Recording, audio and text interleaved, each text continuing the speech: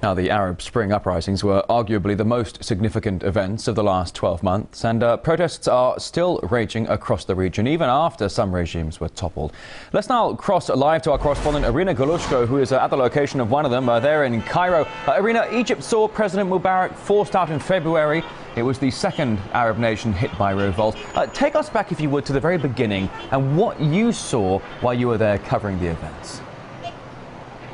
Well, as you have mentioned, it all started actually it all started at the end of last year. It started in Tunisia, and let's look at the three countries which now have, you can say, successfully toppled what they called authoritarian regimes, and those are Tunisia, Libya, and Egypt. Let's look at what's happening in those countries right now. In Tunisia, you of course have the leading Islamist party Ennahda coming to power. People are saying that they are rather happy with the fact that they have gotten rid of Ben Ali, but at the same time, inflation has gotten worse, unemployment has gotten worse.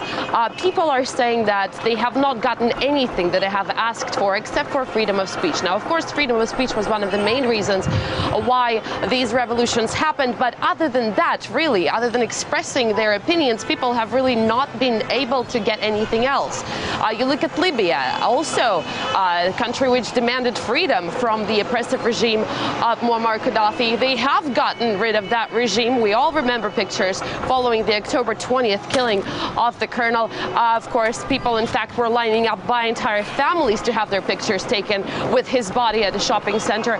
Well, several months after that, what do we have? We really do not have any sort of improvement in the spheres of economy or social spheres as well. It's also becoming an increasingly Islamist state. And of course, back in Egypt, we are still in the middle of the parliamentary electoral runoffs. In fact, the third leg of the very complicated electoral procedure is going to take place here on the 3rd of January. Again, the two parties which are storming ahead in these elections are also Islamist parties. You have the Freedom and Justice Party, which is a party from the Muslim Brotherhood, and then you have the Salafi Muslim Party, which promises that the future of Egypt lies in its Islamic past, and they do say that Sharia law will be the official state law of this country. So several months, in fact a year after the Arab Spring has blossomed all over the Northern African and Middle East continent, really there have been no improvements in any sphere other than you have still thousands of people coming out to protest in Cairo, also in Tunisia, still demanding the improvements that they have asked for. And that is the only thing that has really changed. That now you have people coming out in hordes, essentially, asking where are those things which they have asked for. And again, people in power in Egypt right now, for example, are SCAF, the Supreme Council of Armed Forces, who really have not really made any improvements towards making lives easier. In fact, several non-governmental organization offices have been raided here just several days ago with a lot of their cell phones of people who work, their cell phones, computers, documents being confiscated. The officials in Egypt have not given any explanation for why they did that.